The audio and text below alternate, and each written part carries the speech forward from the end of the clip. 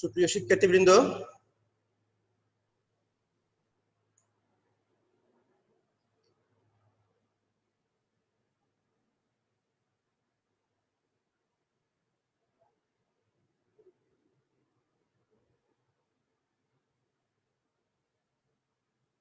Hello, শোনা যাচ্ছে?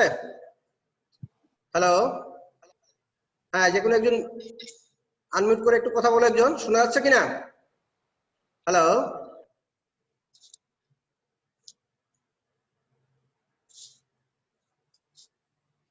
Hello,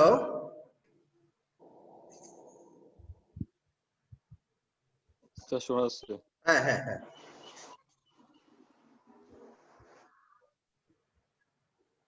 আচ্ছা। তো আমরা আজকে আলোচনায় যাচ্ছি। আমাদের আজকের বিষয় হচ্ছে 8 নাম্বার প্রশ্ন, দ্বিতীয় পত্রের 8 নাম্বার প্রশ্ন, অভিজ্ঞতা ও দিনলিপি, ভাষণ ও প্রতিবেদন। এই 4টি বিষয়ে আমাদের পরীক্ষায় প্রশ্ন থাকবে। অভিজ্ঞতা অথবা দিনলিপি থেকে একটা প্রশ্ন থাকবে, ভাষণ ও প্রতিবেদন থেকে একটা প্রশ্ন থাকবে। আমাদের পরীক্ষায় এই দুইটা থেকে যে কোনো একটা থাকবে, এই দুইটা থেকে একটা থাকবে। আমাদের যে কোনো একটা প্রশ্নের আনসার করতে হবে। হ্যাঁ, শোনা গেলে তোমরা তোমাদের যার যার ক্যামেরা মিউট করে দাও। এটা কিন্তু রেকর্ডিং হচ্ছে। এখন থেকে আমাদের ওই প্রতিটা ক্লাস আবার রেকর্ড করে আমরা এটাকে আবার পরে ইউটিউবে দেওয়ার ব্যবস্থা করছি। তো আমরা আলোচনায় যাচ্ছি অভিজ্ঞতা এবং দিনলিপি, ভাষণ ও প্রতিবেদন। এই চারটির মধ্যে নম্বর থাকবে তোমাদের 10 নম্বরের একটি প্রশ্ন প্রণয়নের জন্য বা উত্তর লেখার জন্য আমাদের সময় কতটুকু। তাহলে আমরা দেখবো যে 100 নম্বরের জন্য আমাদের সময় হচ্ছে 3 ঘন্টা। 3 ঘন্টা মানে 180 মিনিট। তাহলে 10 নম্বরের প্রশ্নের জন্য সময় হচ্ছে আমাদের মাত্র 18 মিনিট। তবে ব্যাকরণ অংশে আনসারে যেহেতু আমাদের সময় কম লাগবে, আমরা এই অংশটুকুর জন্য আমরা 20 মিনিট সময় নিতে পারি। 20 মিনিট সময় নিয়ে আমাদের এই 4টি বিষয় শিখতে হবে, পরীক্ষায় যে কোনো একটি বিষয় লিখতে হবে। আমরা একটু একটু করে আলোচনায় যাই। অভিজ্ঞতা বর্ণনা। অভিজ্ঞতা বর্ণনাতে কি বিষয় থাকে? অভিজ্ঞতা বর্ণনা মানে হচ্ছে ভ্রমণ কাহিনী। তোমরা বিভিন্ন ক্লাসে বিভিন্ন ভ্রমণ কাহিনী পড়েছো, যেমন পারি ভ্রমণের কাহিনী, কেমন কেমন বঙ্গবন্ধুর লেখা আমার দেখা নয়া চীন, এগুলো হচ্ছে অভিজ্ঞতা বর্ণনা। কোনো একটি জায়গায় তুমি ভ্রমণে গিয়েছো, দেখেছো, বা কোনো একটি বিষয় সম্পর্কে ভ্রমণ করেছো, এই বিষয়ের অভিজ্ঞতা তোমাকে লিখতে হবে। এবার অভিজ্ঞতা বর্ণনা লিখতে গিয়ে যে কাজটি আমাদের করতে হবে, আমাদের একটা শিরোনাম দিতে হবে। এখন মনে করো যে পরীক্ষা আসলো, পৃথিবীর দীর্ঘতম সমুদ্র সৈকত ভ্রমণের অভিজ্ঞতা বর্ণনা করো। এখন শিরোনামটি কি হবে? সেক্ষেত্রে আমরা তখন লিখবো, প্রশ্নের উত্তর লিখবো 8 ক এর উত্তর। প্রশ্ন ছিল পৃথিবীর দীর্ঘতম সমুদ্র সৈকত ভ্রমণের অভিজ্ঞতা বর্ণনা করো। এবার আমাদের শিরোনাম হতেও পারে ঘুরে এলাম পৃথিবীর দীর্ঘতম সমুদ্র সৈকত। প্রশ্ন থেকে ওই লাইনটি আমরা নিব। তাহলে আনসার হচ্ছে ঘুরে এলাম, ওই প্রশ্ন থেকে নিলাম এবার কি পৃথিবীর দীর্ঘতম সমুদ্র সৈকত।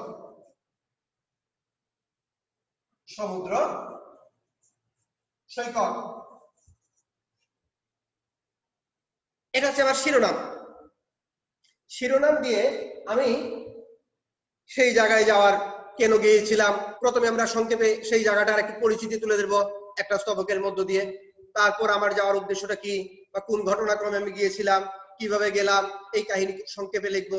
এই যাওয়ার পথে আমার কি কি অভিজ্ঞতা হলো, এবং এটা কি না হয় কিভাবে হতে পারলো, কেন ট্রাফিক তুমি জ্যামে আটকা পড়লা, এই জ্যাম সম্পর্কে তোমার চিন্তা ভাবনা কি, এই জ্যামটা না হতে পারতো কিভাবে হলে, এই ট্রাফিক জ্যাম না হতে পারতো, রাস্তার মধ্যে বাজার থাকার কারণে কিভাবে জ্যাম হচ্ছে, আবার বাজার থেকে বাদ দেওয়ার জন্য সরকার যেরকম বাইপাস তৈরি করে দিয়েছে, সেই বাইপাসের পাশাপাশিও ঘর উঠে যাচ্ছে, এতে যে সমস্যাগুলো হচ্ছে, এই বিষয়গুলোকে তুমি কি করতে পারো, তুমি এখানে অ্যাড্রেস করতে পারো, এবং তোমার অভিজ্ঞতাটাই তুমি বর্ণনা করবে যে এরকম না হলে, এরকম হলে এই সমস্যাটুকু হতো না।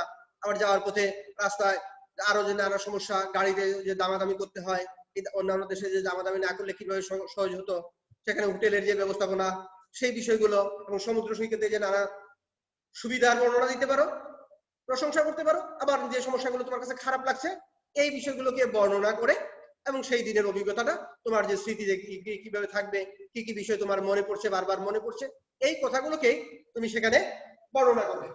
এখানে হচ্ছে অভিজ্ঞতা বর্ণনা। এটা হচ্ছে অভিজ্ঞতা বর্ণনা। এখানে হতে পারে যে তুমি বাংলাদেশের কোনো ঐতিহাসিক স্থান ভ্রমণের অভিজ্ঞতা বর্ণনা করো, হতে পারে যে তুমি একটি জাদুঘর ভ্রমণের অভিজ্ঞতা বর্ণনা করো। তাহলে তোমাকে অবশ্যই এখন তুমি অভিজ্ঞতা বর্ণনা শিখেছো, কিন্তু অভিজ্ঞতা বর্ণনা আসলো হ্যাঁ চট্টগ্রাম বিশ্ববিদ্যালয়ের জাদুঘরের অভিজ্ঞতা ভ্রমণের অভিজ্ঞতা বর্ণনা করো। এখন তুমি কোনোদিন যাওই নাই, তাহলে তুমি অভিজ্ঞতা বর্ণনা শিখলেও এই বিষয়টি তুমি ভালো লিখতে পারবে না। তাহলে অভিজ্ঞতা বর্ণনা লেখার ক্ষেত্রে যে বিষয়টি খেয়াল রাখতে হবে, হয়তো আমাদের বই থেকে যদি কমন পড়ে যায় যে বিষয়টি লেখা আছে বইয়ে, সেগুলো একদিক। আরেকটা হচ্ছে বই থেকে কমন না পড়লেও তুমি এরকম কোনো স্থানে ভ্রমণে গিয়েছো, এই বিষয়টি তোমার জানা থাকলে সেই দিনের বিষয়টি তুমি লিখে নিতে পারছো। এখানে কিন্তু তারিখের কোনো প্রয়োজন নেই, কয় তারিখে গিয়েছিলে বা কি হয়েছিল, এখানে কোনো তারিখ দেওয়ার দরকার নেই। এটা হচ্ছে অভিজ্ঞতা বর্ণনা। তাহলে অভিজ্ঞতা বর্ণনা প্রশ্ন হতে পারে কি, একটি ঐতিহাসিক স্থান ভ্রমণের বর্ণনা, পার্কি সমুদ্র সৈকত ভ্রমণের বর্ণনা, পতেঙ্গা সমুদ্র সৈকত ভ্রমণের বর্ণনা, হতে পারে একটি জাদুঘর ভ্রমণের বর্ণনা, বাংলাদেশের একটি ঐতিহাসিক স্থান ভ্রমণের বর্ণনা, অথবা চট্টগ্রাম নৃতাত্ত্বিক জাদুঘর ভ্রমণের অভিজ্ঞতা বর্ণনা, অথবা তুমি একটি গ্রামের একটি মেলাতে বেড়ানোর অভিজ্ঞতা বর্ণনা, পয়লা বৈশাখের মেলা দেখার অভিজ্ঞতা বর্ণনা। এরকম যে কোনো একটি বিষয় তোমার যে অভিজ্ঞতা ঘটেছে, যে জ্ঞান অর্জন করেছো কোন একটা জিনিস দেখতে গিয়ে, যে সমস্যাগুলো মোকাবেলা করেছো এবং এই সমস্যাগুলো কিভাবে সমাধান করা যায় সেই বিষয়গুলো তুমি তুলে ধরতে পারো। আরেকভাবে বলা যায় অভিজ্ঞতা বর্ণনা আসলে ভ্রমণ কাহিনী। তোমাদের বিভিন্ন পত্রিকায় যে বাংলাদেশের বিভিন্ন পর্যটন কেন্দ্রগুলো ভ্রমণের বর্ণনা দেয়া থাকে, বিভিন্ন জন পর্যটনে ভ্রমণে যান, তোমরা বিভিন্ন সময় বিভিন্ন জায়গায় ভ্রমণে যাও, ভ্রমণ করে এসেই যদি এই দিনের অভিজ্ঞতাটা একটু লিখে রাখো তাহলে দেখা যাবে যে এটা স্মৃতি হিসেবে কাজ করছে। একদিকে তোমার স্মৃতি যে তুমি কোনো স্থানে বেরিয়েছো, ঘুরে এসেছো, সেটার বর্ণনা, আরেকদিকে ওখানে উঠে আসবে যে এই জায়গাটুকু সম্পর্কে একটা পরিচিতি। আরেকজন এই ভ্রমণ কাহিনী পরে তার পক্ষে ওই জায়গাটা যাওয়ার আগ্রহ যেমন তৈরি হবে, আবার যাওয়ার যে পন্থাগুলো সেগুলো সে আগে থেকে জেনে নেবে। এই দুটো কাজে, এবং তুমি যে ভ্রমণ করেছো সেই স্মৃতিটা তুমি লিখে রাখলে, কালের পাতায় সেই স্মৃতিটুকু লিখে থাকলো, যে কারণে আমরা অভিজ্ঞতা বর্ণনা লিখব। তারপরের বিষয় হচ্ছে অভিজ্ঞতা বর্ণনার পরের বিষয় হচ্ছে, তাহলে আমরা অভিজ্ঞতা বর্ণনার কথা বললাম, এবার আমরা বলবো দিনলিপি। দিনলিপি কেন শিখবো আমরা? দিনলিপি মানে হচ্ছে ডায়েরি লেখা। ডায়েরি লেখা মানুষের হাজার বছর পুরনো অভ্যাস। মানুষ তার প্রাত্যহিক জীবনের ঘটনাবলী লিখে রাখে এবং অনেক সময় এই দিনলিপিটা গুরুত্বপূর্ণ দলিল হিসেবেও কাজ করে। একটা হচ্ছে তোমার জীবনের স্মৃতি কাহিনী তুমি লিখে রাখছো, পরবর্তীতে তুমি যদি বিখ্যাত ব্যক্তি হয়ে যাও তাহলে তোমার স্মৃতিটাই অনেক গুরুত্বপূর্ণ হয়ে যাবে। অথবা তুমি যদি বিখ্যাত ব্যক্তি না হও, তোমার জীবনকালে তোমার চারপাশে ঘটে যাওয়া কোনো ঘটনা যদি ঐতিহাসিক কোনো ঘটনা হয়, সে কারণে তুমি তো সাধারণ মানুষের জীবনের ঘটনাও দিনলিপিতে যদি লিখে থাকে সেটা বিখ্যাত হয়ে যাবে। তোমরা জানো যে আনা করণিনার ডায়েরি, আমাদের জাহান আরা ইমামের ৭১-এর দিনগুলো, বা বঙ্গবন্ধু শেখ মুজিবুর রহমানের অসমাপ্ত আত্মজীবনী, বা কারাগারের রোজনামচা, এই বিষয়গুলো কিন্তু দিনলিপি। তাহলে আমাকে দিনলিপি লিখতে হলে অবশ্যই প্রথমে কি করতে হবে? কিছু দিনলিপি পড়তে হবে। গাইড বইয়ের ওই নমুনা আনসার গুলো নয়, এরকম বই পড়তে হবে। আমাদের পড়তে হবে ৭১-এর দিনগুলি, জাহান আরা ইমামের, বঙ্গবন্ধুর অসমাপ্ত আত্মজীবনী, অথবা কারাগারের রোজনামচা। এই দিনলিপিগুলো পড়বো এবং এরপরে আমরা নিজেদের মতো করে নিজের একটি দিনলিপি লিখব। এখন পরীক্ষায় কিন্তু কি রকম আসতে পারে দিনলিপি? কারণ সাধারণ ছাত্রের জন্য, সবার জন্য আমরা প্রশ্ন তৈরি করছি যাতে সকল ছাত্রই প্রশ্নের উত্তর দিতে পারে। সেজন্য পরীক্ষার দিনলিপিতে যে বিষয়টি থাকবে, যেমন থাকতে পারে পয়লা বৈশাখের দিনলিপি। তাহলে তুমি তারিখ দিবে পয়লা বৈশাখ 14 এপ্রিল বা পয়লা বৈশাখ সন দেবে, দিয়ে তোমার দিনলিপিটা তুমি লিখবে। এই দিনে তোমার কি কি কাজ করেছিলে, কিভাবে। এখন অনেকেই দেখা যায় কিছু দিনলিপি আছে, কয়টার সময় উঠলো, কয়টার সময় ঘুমালো, কি করলো। এই বর্ণনা শুধু নয়, এই বর্ণনার মধ্য দিয়ে তুমি কি অনুভব করছো, তোমার অনুভূতি। শুধুমাত্র ঘটনাগুলো লিখে রাখলেই চলবে না, এই ঘটনাগুলোর সাথে তোমার যে আরো চিন্তা, এটা যেটা যেরকম হচ্ছে ঠিক এরকমই বর্ণনাই দিয়ে যাবে না, এই বর্ণনার পাশাপাশি এটা এরকম হতে পারতো, এটা এরকম না হয়ে ওরকম হতে পারতো। এখন তুমি একটি, যেমন আমাদের সিওফেলের মাঠের পয়লা বৈশাখের মেলায় তুমি গেলে, মেলায় গিয়ে দেখলে কেবল দোকানগুলোই আছে, বিক্রি হচ্ছে, কি তোমার কাছে মনে হতে পারে যে বৈশাখী মেলার একটা অংশ হচ্ছে, যেরকম ঢাকায় যেরকম বৈশাখী মেলা উপলক্ষে বিভিন্ন জায়গায় সাংস্কৃতিক অনুষ্ঠান হচ্ছে, এই মেলার মাঠে যদি একটা সাংস্কৃতিক অনুষ্ঠানের আয়োজন করা যেত, তাহলে অনুষ্ঠানটা আরো আরো সুন্দর হতো। আমাদের যে সংস্কৃতি, বাঙালির সংস্কৃতির বিকাশের জন্য যে বিষয়গুলো, মেলাটা যেন একটা শুধু মানে বাণিজ্যই হচ্ছে, ব্যবসায়ী হচ্ছে, দোকানে কেনা বেটাটাই বড় কথা, কিন্তু বাঙালির যে মূল ঐতিহ্য সেই বিষয়গুলো এখানে যেন উঠে আসছে না। এরকম যে তোমার চিন্তা, যদি এই বিষয়টি তোমার মনে হয়, আবার তোমার যদি মনে হয় না এখানে এগুলো না থেকে আরো কিছু থাকতে পারতো, হ্যাঁ, তো সেই বিষয়গুলো তুমি তোমার মতো করেই তুমি সেখানে তুলে আনবে, কেমন? তো আবার মেলা যদি আর কোনো বিষয় মনে হয় যে না তোমার এটা এটা থাকা আমার সংস্কৃতির সাথে সাংঘর্ষিক, এই বিষয়টি থাকা উচিত নয়, সে কথাও তুমি বলবে। অর্থাৎ দিনলিপিতে, ওই দিনের দিনলিপিতে যে যে বিষয়গুলো থাকা দরকার, সে বিষয়গুলোই তুমি তোমার মতো করে একটা হচ্ছে ঘটনা বর্ণনা করবে, এবং আরো কি কি থাকতে পারতো, আরো কি কি হতে পারতো, সেই কথাগুলোকেও আমাদের এই বর্ণনার মধ্যে তুলে আনতে হবে। আর সবশেষে সেই দিনলিপির সেই দিনের স্মরণীয় কিছু ঘটনা সেটা মনে থাকবে, বা এই বিষয়গুলো দিয়ে আমরা এই দিনলিপিটিকে শেষ করব। এবং সবক্ষেত্রে আমাদের মনে রাখতে হবে আমাদের নম্বর হচ্ছে 10 নম্বর, এবং লিখতে হবে আমাদের সর্বোচ্চ 20 মিনিটের মধ্যে। তাহলে দিনলিপির মধ্যে আসতে পারে, একটু লিখে রাখো, একটা হচ্ছে কলেজের প্রথম দিন, পয়লা বৈশাখের দিনলিপি, ইংরেজি নববর্ষের দিনের দিনলিপি, অথবা কোনো একটি মেলায়, মেলাটা অভিজ্ঞতায় চলে যাবে, এই এই কয়েকটি দিনলিপি, বা পয়লা 21শে ফেব্রুয়ারির দিনলিপি, অথবা স্বাধীনতা দিবসের দিনলিপি, বিজয় দিবসের দিনলিপি, এই কয়েকটি দিনলিপি শিখলেই আমাদের উচ্চ মাধ্যমিকের পরীক্ষার দিনলিপিগুলো কমন পড়ে যাবে। আচ্ছা, এটা গেল দিনলিপির বিষয়। এর পরের বিষয় হচ্ছে, তাহলে অভিজ্ঞতা অথবা দিনলিপি এই দুটো থেকে একটা পরীক্ষায় আসবে, এবং একটা লিখলেই হয়।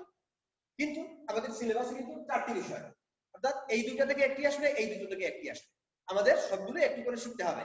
আমরা আগে বলছি যে অভিজ্ঞতা শিখলাম, দিনলিপি শিখলাম, কিন্তু এমন একটা দিনলিপি দেয়া হলো সেই দিন সম্পর্কে আমি কিছুই জানি না, তাহলে ওই দিনলিপিটা আমি লিখতে পারবো না। বা অভিজ্ঞতা বর্ণনা, এমন একটা জায়গার অভিজ্ঞতা বর্ণনার কথা বলা হলো, সেই জায়গায় আমি জীবনে যাইনি এবং এটা আমি বইও পড়িনি, তখন আমার জানা জিনিসটা আমার কাছে কঠিন হয়ে যাবে। এই জন্য আমাকে 4টি বিষয় পড়তে হবে।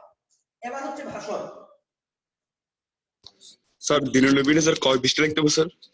দিনলিপির পৃষ্ঠা নম্বর হচ্ছে 10, সময় হচ্ছে 20 মিনিট। যতটুকু লেখা যায় কতটুকু লিখতে পারো? 20 মিনিট সময়ের মধ্যে তুমি কতটুকু লিখতে পারো? এখন কেউ 1 পৃষ্ঠা লিখেও 10-এর মধ্যে 8 পেতে পারে, কেউ 3 পৃষ্ঠা লিখেও 10-এর মধ্যে 4 পেতে পারে। পৃষ্ঠা বিষয় নয়, বিষয় হচ্ছে জ্ঞানের মূল কথা হচ্ছে নো thyself, নিজেকে জানো। আমি কতটুকু লিখতে পারি, আমার হাতের লেখা কতটুকু, আমার হাতের লেখার আকৃতি কতটুকু, এই আকৃতির উপর, অর্থাৎ আমি 20 মিনিটে কতটুকু লিখতে পারি। 10 মার্কের জন্য 20 মিনিট, সময় হচ্ছে 20 মিনিট, পৃষ্ঠা নয়, সময় হচ্ছে 20 মিনিট। আমাকে ফুল আনসার করতে হবে। 20 মিনিট সময়ে আমি যতটুকু লিখতে পারি আমি ততটুকু নোট তৈরি করব। হ্যাঁ, বাসায় লিখতে গেলে স্পিড একটু কম হয়, বাসায় তো তুমি 25 মিনিটে যতটুকু লিখতে পারো সেটা লিখতে পারো, সেটাই পরীক্ষার হলে গিয়ে কি 20 মিনিটে আমরা লিখতে পারবো। বুঝা গেছে? আচ্ছা, এবার আমরা যাই পরবর্তী বিষয়, ভাষণ এবং প্রতিবেদন। ভাষণ একটি গুরুত্বপূর্ণ বিষয়। তোমরা জানো যে আমাদের বঙ্গবন্ধুর 7ই মার্চের ভাষণ পৃথিবীর গুরুত্বপূর্ণ দলিলগুলোর মধ্যে একটি। তো ভাষণ অনেক সময় গুরুত্বপূর্ণ হয়ে উঠতে পারে, এটা যেমন একটা দিক। আরেকটা দিক হচ্ছে যে কোনো ব্যক্তিকে যে কোনো পরিবেশে হঠাৎ করে ভাষণ দিতে হতে পারে। অনেকের পক্ষে কিন্তু ভাষণ দেওয়া অনেক কঠিন। অনেক বিখ্যাত ব্যক্তি আমি দেখেছি যারা সামনে স্ক্রিপ্ট লেখে দেখে দেখে পড়ার চেষ্টা করেন। আবার অনেক সময় দেখেছি যে এই দেখে দেখে পড়ার থেকেও অনেক সময় না দেখে, আমাদের সাবেক এমডি দেখতাম যে অনেক সময় দেখে দেখে পড়তেন। তো এক ভাষণে আমি বললাম, স্যার আজকে দেখে পড়বেন না। দেখা গেল যে ওই দিনের ভাষণটাই তার সবচেয়ে সুন্দর ভাষণ হয়েছিল। তো সুতরাং আমরা দেখে দেখে ভাষণ পাঠ করব না। ভাষণ আমরা বাসায় লিখবো, হ্যাঁ, তার মানে এই নয় যে ভাষণ আমরা প্রস্তুত করব না। ভাষণ আমরা বাসায় লিখে প্রস্তুত করব এবং আয়নার সামনে দাঁড়িয়ে ভাষণ দেওয়ার অভ্যাসও তৈরি করব। এবং পরীক্ষার পাশের জন্য নয় শুধু, আমরা বিভিন্ন জায়গায় যখন ভাষণ দিতে গেলে প্রথমত যে সমস্যা হয় নবীন ভাষকদের বা যারা ভাষণ দেন তাদের, যে দর্শকের দিকে তাকিয়ে হঠাৎ করে কারো চোখে চোখে চোখ পড়ে যায়, এবার আর চোখটা ফেরানো যায় না, যে কারণে ওই এরপরে আর কথা আসতেছে না। সেক্ষেত্রে প্রথম যে কাজটি করতে হবে যে দর্শকের দিকে না তাকিয়ে দর্শকের একটু উপর দিকে তাকাতে হবে, দর্শকের মাথার উপর দিকে পেছন দিকে তাকিয়ে তোমাকে ভাষণের কথাগুলো বলে দিতে হবে। এবং আমি এমনও দেখি যে অনেক শিক্ষক অনেক বড় বড় ক্লাসরুমে 250-300 ছাত্রের ক্লাসরুমে তিনি লেকচার দিয়ে যান, কিন্তু যখন ভাষণ দিতে বলা হয় আর কম ছাত্র থাকে তখন তিনি ভাষণ দিতে পারতেন না। এটা হচ্ছে একটি ভীতির কাজ, ভীতিকর বিষয় হয়ে ওঠে তাদের জন্য। তো এই ভীতি দূর করার জন্য আমাদের বাসায় প্রথমত ভাষণটা লিখতে হবে, লিখে একটু পড়তে হবে, পড়ে এই ভাষণগুলো দিতে হবে। আমরা জানি যে বঙ্গবন্ধুর 7ই মার্চের ভাষণ কোনো লিখিত ভাষণ ছিল না। তার মানে এই নয় যে তার কাছে কোনো লিখিত ভাষণ আসেনি, তার কাছে অনেকেই অনেক রকম করে লিখিত ভাষণ দিয়েছিলেন। ছাত্রলীগের ছেলেরা তাদের মতো করে একটি ভাষণ লিখে দিয়েছিল, আওয়ামী লীগের বিভিন্ন জন, বামপন্থী যারা আওয়ামী লীগের মধ্যে যারা বামপন্থী তারা একরকম করে ভাষণ লিখে দিয়েছেন, ডানপন্থী যারা তারা একরকম করে ভাষণ লিখে দিয়েছেন, আবার যুবলীগ তাদের মতো করে একটি ভাষণ লিখে দিয়েছে, বিশ্ববিদ্যালয়ের শিক্ষক তাদের মতো করে একটি লিখে দিয়েছে। এগুলোতে বঙ্গবন্ধু একটু চোখ বুলিয়েছেন, কিন্তু যখন ভাষণ দিতে গেলেন তিনি তখন তার মতো করে ভাষণ দিলেন, শুরু করলেন ভাইয়েরা আমার বলেন, কেমন, এবং ভাষণের মধ্যে যে বাক্যগুলো ব্যবহার করলেন, একটু আঞ্চলিক শব্দ ব্যবহার করলেন, একটু কাব্যিক শব্দগুলো ব্যবহার করলেন, এবং পরে এমন ভাবে ভাষণটা দিলেন যে ভাষণটাকে কেন্দ্র করে পাকিস্তানের কারাগারে তাকে আটকে রেখে তার তার যে সেলের সামনে কবর পুড়ে তাকে বিচার করতে গিয়ে দেখা হলো যে ভাষণের মধ্যে একটি লাইনও খুঁজে পাওয়া যায় না যেখানে তিনি দেশকে পৃথক করার কথা বলেছেন, যুদ্ধের মাধ্যমে দেশকে আলাদা করার কথা বলেছেন। কিন্তু বাঙালি দেখলো প্রতিটি লাইনেই সে কথা আছে, ওখানে তিনি একবারও পূর্ব পাকিস্তান বলেননি, বলেছেন বাংলা, বাংলাদেশ, বাংলার মানুষ, বলেছেন এবারের সংগ্রাম আমাদের মুক্তির সংগ্রাম, এবারের সংগ্রাম স্বাধীনতার সংগ্রাম। সংগ্রাম শব্দটা ব্যবহার করলেন, যেটা তার বিপক্ষ রাজনৈতিক দলের মুখপত্র, বাংলাদেশের আওয়ামী লীগের প্রধান বিপক্ষ সেই সময়ের রাজনৈতিক দলের মুখপত্র পত্রিকার নাম, সেই লাইনটি তিনি ব্যবহার করলেন কিন্তু আরেকটি অর্থে। এবং মুক্তিযুদ্ধের কথা বললেন, স্বাধীনতার কথা বললেন, এবং তিনি বললেন যে আমি যদি হুকুম দিবার নাও পারি, দেখা গেল যে ঠিকই তাকে 25শে মার্চ কালো রাতে বন্দি করা হলো। এই যে বিষয়, তাহলে আমরা এই ভাষণগুলো পড়বো। তোমরা জানো যে বঙ্গবন্ধুর শত ভাষণ নামেও একটি বই আছে, আবার প্রচুর বই আছে ভাষণের উপর, বিভিন্ন জনের ভাষণের উপর। আব্দুল্লাহ আবু সাঈদের বিভিন্ন বক্তৃতার উপর ইউটিউবে তোমরা সার্চ করলে আব্দুল্লাহ আবু সাঈদের বক্তৃতা পাবে, সেগুলো তোমরা একটু দেখতে পারো। পরীক্ষা পাশের জন্য নয়, ব্যক্তি জীবনে এগুলো কাজে লাগানোর জন্য। তারপর আমরা পরীক্ষার জন্য শিখবো, কিছু ভাষণ আসবে যে তোমার স্কুলের দ্বাদশ শ্রেণীর ছাত্রদের বিদায় উপলক্ষে একটি ভাষণ প্রস্তুত করো, নবীন ছাত্রদের নবীন বরণ উপলক্ষে একটি ভাষণ তৈরি করো। আরেকটি হচ্ছে, আর ভাষণের মধ্যে আরেকটি বিষয় খেয়াল করতে হবে যে ভাষণটা কে দিচ্ছে, প্রধান অতিথি, বিশেষ অতিথি নাকি সভাপতি। এবং ভাষণের সময় প্রথমে অ্যাড্রেসিং করতে হবে যে যে বিষয়ের উপর ভাষণ হবে, যেমন মহান স্বাধীনতা দিবস উপলক্ষে আয়োজিত আজকের অনুষ্ঠানে মাননীয় সভাপতি, প্রধান অতিথি, বিশেষ অতিথিবৃন্দ এবং উপস্থিত সুধীবৃন্দ সবাইকে মহান স্বাধীনতা দিবসের অভিনন্দন জানিয়ে আমি আমার বক্তব্য শুরু করেছি। সবশেষে সবাইকে ধন্যবাদ জানাতে হবে। এবং এই ভাষণ দিতে গিয়ে যে বিষয়গুলো, যে ভুলগুলো আমরা অনেকেই করি, আমাদের খেয়াল রাখতে হবে যে আমাদের এই দেশ হচ্ছে একটি ধর্মনিরপেক্ষ দেশ, যদিও রাষ্ট্রধর্ম আনা হয়েছে, কিন্তু আমাদের দেশের মূল যে চেতনা সেটা হচ্ছে ধর্মনিরপেক্ষতা। সুতরাং এই ভাষণের মধ্যে ধর্মীয় বিষয়গুলোকে আমরা অ্যাভয়েড করব। এক, সব শেষে সবাইকে ধন্যবাদ জানাবো, এই দুটো বিষয়কে খেয়াল রেখে আমাদের মূল বিষয়ের উপর ভাষণটা তৈরি করতে হবে। এবং এখানেও একই কথা, ভাষণের মধ্যে তাহলে প্রথমে থাকবে অ্যাড্রেসিং, শেষে থাকবে ধন্যবাদ জ্ঞাপন, এবং মাঝখানে যে বিষয়ের উপর বলবে সেই বিষয়ের উপর তুমি 20 মিনিটে যতটুকু বলতে পারো, 20 মিনিটে যতটুকু লিখতে পারো ততটুকু লম্বা করেই ভাষণ তৈরি করবে। এবং ভাষণে মাঝখানে অনেকে আ ও এরকম শব্দ ব্যবহার করেন, এগুলো পরিহার করবে। তারপর অনেকে আবার বলে যে আমি আমার বক্তব্য দীর্ঘায়িত করব না, তারপর দীর্ঘায়িত করতেই থাকেন। এই কাজগুলো যেন না হয়, কেমন, এই না করে আমরা আমাদের ভাষণগুলো আমরা প্রস্তুত করব।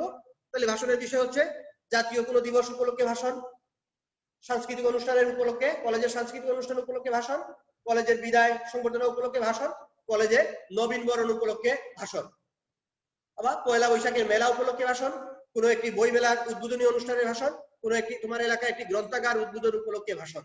তাহলে ওই যে বিষয়ের উপর ভাষণ হবে সেই বিষয় সম্পর্কে আমরা কিছু কথাগুলো আমরা বলবো, সেই কথাগুলো আমরা ওখানে উপস্থাপন করব। এটা হচ্ছে ভাষণের মূল কথা, কেমন? তাহলে আমরা জানলাম ভাষণ লিখতে গেলে আমরা লিখবো যে প্রশ্নে দেয়া থাকবে, এখানে আরেকটি বিষয় দেয়া থাকে যে প্রশ্নের বিভিন্ন শিরোনাম দেয়া থাকে। জাতীয় মুক্তি আমাদের লক্ষ্য শীর্ষক আলোচনা সভার ভাষণ, বই পড়ি আলোকিত হই শীর্ষক আলোচনা সভার ভাষণ।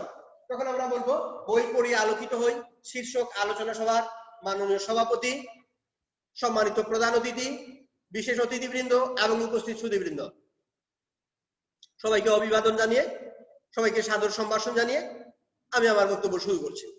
তারপর আমরা বক্তব্যে চলে যাব। বই পড়ার যদি হয় তাহলে বই পড়া কেন প্রয়োজন, বই পড়ে কি হয়, এই বই পড়া সম্পর্কে যদি আমার কোনো কবিতাটা জানা থাকে আমি একটু কবিতার দু একটি লাইন দিতে পারি। বই পড়া সম্পর্কে আমার কোনো একটি গল্প যদি জানা থাকে তাহলে সেই গল্পের কথাগুলো বলতে পারি। সৈয়দ মুস্তফা আলীর বই পড়া প্রবন্ধ থেকে যদি কোনো উদ্ধৃতি আমার জানা থাকে সেই উদ্ধৃতিগুলো দিতে পারি। তারপর সবাই আমাদের দেশের সকল মানুষ কিতাবী হবে, বইমুখী হবে, সেই কথাগুলো বলে সেই আশাবাদ ব্যক্ত করে সেই বই পড়া অনুষ্ঠানে ভাষণে বক্তব্য আমরা শেষ করব, সবাইকে ধন্যবাদ জানিয়ে। এটা হচ্ছে কি ভাষণ সম্পর্কিত আলোচনা।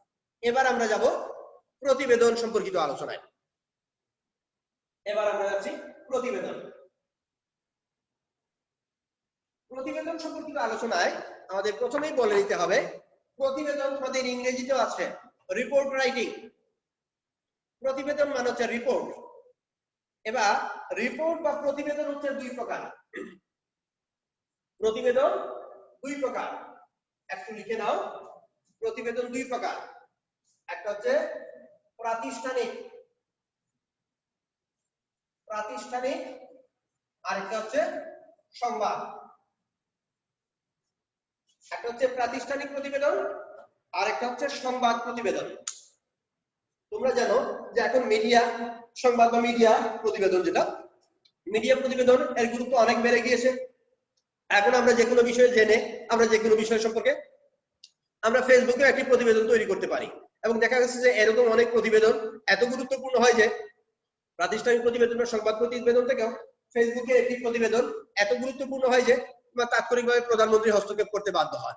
যেমন তোমরা জানো কিছুদিন আগে একজন টিএনও ওর সাথে আওয়ামী লীগের বিরোধের কারণে টিএনও যে বঙ্গবন্ধুর জাতীয় বিজয় দিবসে বঙ্গবন্ধুর ছবি দিয়ে একটি চিঠি ছাপিয়েছিলেন এবং বঙ্গবন্ধুর ছবিকে বিকৃত করা হয়েছে এই অভিযোগে তাকে অ্যারেস্ট করা হয়।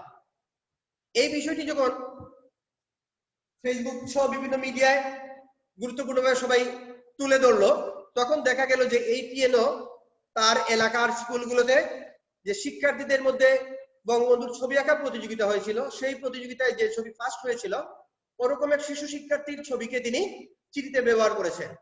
এটা তাদেরকে অনুপ্রাণিত করার জন্য, তার এটা ইতিবাচক দিক, অথচ এটা দিয়ে তাকে উল্টো নির্যাতন করা হচ্ছে, বন্দী করা হচ্ছে।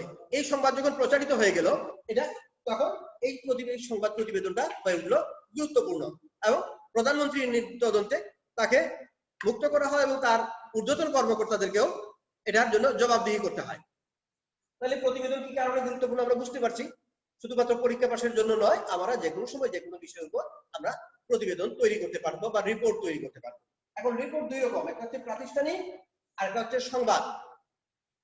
তোমাদের এসএসসি পর্যায়ে প্রতিবেদন লেখা ছিল, ওখানে দুটো প্রতিবেদন আসতো, একটা হচ্ছে প্রাতিষ্ঠানিক প্রতিবেদন আর একটা হচ্ছে সংবাদ প্রতিবেদন। এখানে কিন্তু নির্দিষ্ট করে দেয়া নেই কোনটা আসবে, অর্থাৎ আমাদের দুটোই শিখতে হবে। আর যদি উল্লেখ না থাকে তাহলে আমরা এটাকে সংবাদ প্রতিবেদন আকারে লিখি। কারণ প্রাতিষ্ঠানিক প্রতিবেদন লিখতে গেলে যে সমস্যাগুলো হয়, যে প্রতিষ্ঠানের একজন চাকরিজীবী তার কোন পদ এবং তার ঊর্ধ্বতন কর্মকর্তা কে, কার কাছে তিনি প্রতিবেদন লিখবেন, এই বিষয়গুলো সম্পর্কে আমাদের কনফিউশন তৈরি হয়। পরীক্ষার হলে একটা টেনশন কাজ করে, কখন সময় শেষ হয়ে যাচ্ছে, কখন হচ্ছে, পারবো তো, আবার রেজাল্ট ভালো হবে তো, এই পরীক্ষা দিয়ে আমি পরবর্তীতে চান্স পাবো তো ভালো জায়গায়, এরকম নানা চাপের কারণে অনেক সময় প্রাতিষ্ঠানিক প্রতিবেদন লিখতে গিয়ে আমরা ভুল করে ফেলি। তবু আমাদের এটা শিখতে হবে এবং সংবাদ প্রতিবেদন শিখতে হবে। সংবাদ প্রতিবেদন যাওয়ার আগে আমি প্রাতিষ্ঠানিক প্রতিবেদন যাচ্ছি। প্রাতিষ্ঠানিক প্রতিবেদনে প্রথমত প্রতিষ্ঠানের ঊর্ধ্বতন কর্তৃপক্ষ তাকে একটি চিঠি দেবেন যে এই বিষয়ে একটি প্রতিবেদন তৈরি করুন। এখন প্রতিবেদন তৈরি করার জন্য তাহলে তিনি কি করবেন, ঊর্ধ্বতন কর্তৃপক্ষের বরাবর, এখন মনে করো যে আমি বললাম যে তোমার কলেজের গ্রন্থাগার সম্পর্কে একটি প্রতিবেদন তৈরি করো, কলেজ গ্রন্থাগার, কলেজ গ্রন্থাগার, কলেজ গ্রন্থাগার সম্পর্কে একটি প্রতিবেদন। এখন এই প্রতিবেদনটা প্রাতিষ্ঠানিক হতে পারে, সংবাদ হতে পারে।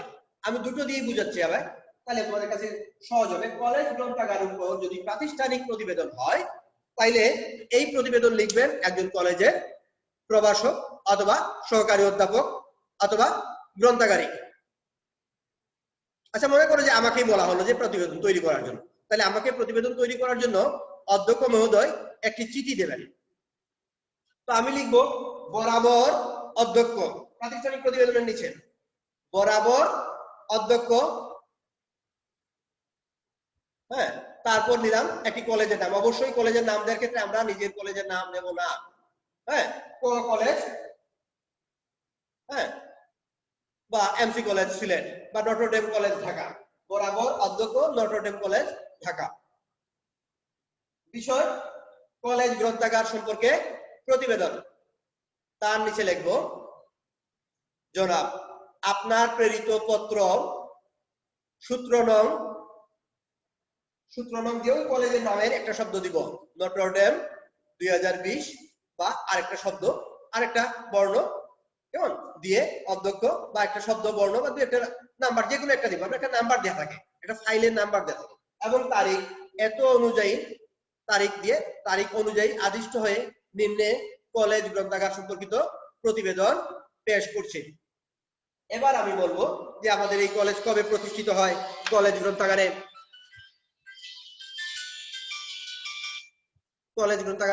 কটি রুম আছে, হ্যাঁ, কটি চেয়ার আছে, কটি টেবিল আছে, কটি আলমিরা আছে, কেমন, কটি বই আছে, কলেজ গ্রন্থাগার কবে প্রতিষ্ঠিত হয়েছে, লাইব্রেরি আছে কিনা, অ্যাটেন্ডেন্স আছে কিনা, এই বিষয়গুলো।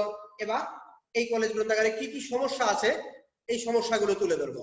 তারপর এই সমস্যাগুলোর সমাধানের জন্য আমার কি কি করতে হতে পারে, কি কিনতে হবে, আলমিরা কিনতে হবে নাকি কি কিনতে হবে, এই বিষয়গুলো আমরা এখানে তুলে ধরবো। তুলে ধরে এটা সুপারিশ করব, সুপারিশ করে বিনীত আমার পদবি দিয়ে আমি কলেজ গ্রন্থাগার সম্পর্কিত প্রতিবেদন আমি শেষ করব। যদি এই প্রতিবেদন হয় সংবাদ প্রতিবেদন, এটাকে আমরা সংবাদ প্রতিবেদনের আকারে লিখতে পারি। তাইলে আমরা লিখবো দুই রকম হয়, সংবাদ প্রতিবেদন দুই রকম হতে পারে, একটা হচ্ছে প্রশংসা করে, একটা হচ্ছে নিন্দা করে। আমরা লিখলাম যে নটরডেম কলেজ গ্রন্থাগার একটি আদর্শ গ্রন্থাগার, একটা শিরোনাম, প্রথমে দিব একটা শিরোনাম, নটরডেম কলেজ গ্রন্থাগার একটি আদর্শ গ্রন্থাগার। অথবা ঠিক বিপরীতটা দিতে পারবো যে নটরডেম কলেজ গ্রন্থাগার নামেই গ্রন্থাগার, মানে কিছু নেই ওটা বলা সহজ। তারপর নিজস্ব প্রতিবেদন বা কলেজ প্রতিবেদন, একটা তারিখ, তারপর বললাম যে নটরডেম কলেজের এই পাশে এইদিকে গ্রন্থাগার আছে, কিন্তু এই গ্রন্থাগারে নানা সমস্যায় জর্জরিত, বই আছে, বইয়ের ভিতরে পাতাগুলো কাটা পাওয়া যায়, প্রয়োজনীয় বই পাওয়া যায় না, কয়েক বছর থেকে বই কেনা হয় না, এরকম যে নানা সমস্যাগুলো তুলে ধরবো। তারপরে এই বিষয়ে কথা বলার জন্য সংশ্লিষ্ট কলেজের ছাত্রদের সাথে কথা বলে জানা যায় এই কারণে এই সমস্যা হয়, এটা খোলা থাকে না বা এখানে অ্যাটেন্ডেন্স থাকে না। তারপর এই বিষয়ে কথা বলার জন্য কলেজ অধ্যক্ষের সাথে মুঠোফোনে যোগাযোগ করে তাকে পাওয়া যায়নি, অথবা তিনি এ বিষয়ে ক্যামেরার সামনে কোনো কথা বলতে রাজি হননি বা মিডিয়ার সাথে তিনি কথা বলতে রাজি হননি। তবে ওই ছাত্রদের সাথে আলাপ করে জানা যায় যে এই কাজগুলো করলে এই কলেজ গ্রন্থাগারকে একটি চমৎকার গ্রন্থাগারে রূপান্তর করা সম্ভব, কলেজ গ্রন্থাগারকে একটি আদর্শ গ্রন্থাগারে রূপান্তর করা সম্ভব, গ্রন্থাগারে এই সমস্যাগুলো দূর করা সম্ভব। এটা হচ্ছে কলেজ গ্রন্থাগার সম্পর্কিত প্রতিবেদন। এবং প্রতিবেদনের বিষয়গুলোর মধ্যে আসতে পারে তোমার একটি সড়ক দুর্ঘটনা সম্পর্কে প্রতিবেদন, দ্রব্যমূল্যের ঊর্ধ্বগতির উপর একটি প্রতিবেদন, কেমন, আবার হতে পারে যে কোনো এক জায়গায় শিক্ষার্থীদের উৎপাত। এই সংবাদ প্রতিবেদন আর চিঠিপত্র পাতার চিঠি দুটার মধ্যে কিন্তু একটু পার্থক্য আছে, খেয়াল করবে। চিঠিপত্র পাতায় চিঠিতে আমরা এই সমস্যাগুলোর সমাধান চেয়ে আবেদন করছি, আর সংবাদ প্রতিবেদন একজন সাংবাদিক নিরপেক্ষভাবে তার সমস্যাগুলো তুলে ধরবেন, তিনি কারো কাছে তিনি আবেদন জানাবেন না। সংবাদ পড়ে মানুষ সচেতন হবে এবং সংশ্লিষ্ট কর্তৃপক্ষ এই সংবাদগুলো জানবে। তাহলে আমরা আজকে যে বিষয়গুলো পড়লাম, একটি হচ্ছে 8 নম্বর প্রশ্নে, আমাদের বাংলা দ্বিতীয় পত্রের 8 নম্বর প্রশ্ন নিয়ে আমরা আলোচনা করলাম। 8 নম্বর প্রশ্নে প্রথমে থাকবে অভিজ্ঞতা বর্ণনা অথবা দিনলিপি, এই দুটো থেকে একটা, এবং ভাষণ এবং প্রতিবেদন, এই দুটো থেকে, এই চারটা থেকে যে কোনো একটি প্রশ্নের উত্তর আমাদের লিখতে হবে এবং এই চারটি বিষয়ই আমাদের শিখতে হবে। তো এই ক্লাসটা আমরা এখানে এই ক্লাসটা আবার রেকর্ড করে আমরা আবার ইউটিউবে দেওয়ার চেষ্টা করব। তোমরা ওখান থেকে দেখবে এবং কোনো সমস্যা হলে ফেসবুকে আমাদের যে কলেজের যে পেজ আছে সেই পেজে তোমরা কমেন্ট করে অথবা মেসেজ দিয়ে আমাদের সাথে কথা বলতে পারো।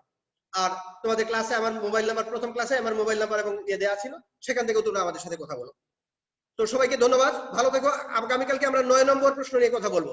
শুভেচ্ছা সবাইকে।